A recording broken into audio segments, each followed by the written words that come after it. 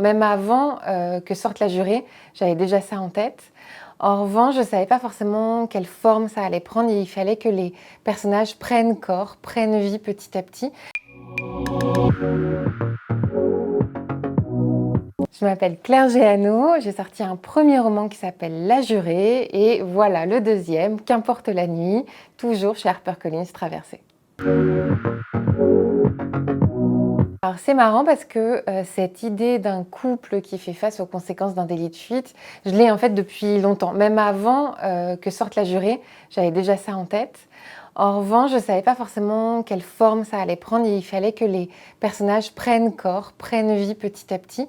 Mais ce sujet du délit de fuite et puis du courage, de la lâcheté, ça m'intéressait vraiment depuis un petit moment. C'est un roman assez intime finalement où j'ai mis dedans beaucoup de mes joies, de mes interrogations, de mes peurs aussi.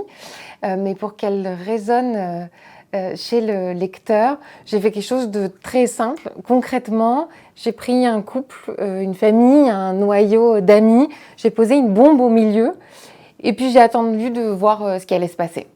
Si elle allait exploser ou pas et comment ils allaient réagir. Je le nierai même sous la torture, mais Jérôme est très inspiré de quelqu'un que je connais. Je ne prononcerai jamais son prénom. Victoire, elle, s'est construite un peu plus au fur et à mesure, mais une fois qu'elle était là, elle ne m'a plus lâchée. Je l'entendais parfois, par exemple en me servant un verre de coca, me dire que quand même c'était pas terrible pour ma santé.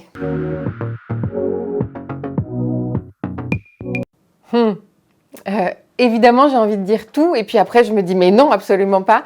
Bref, c'est une question qui est difficile.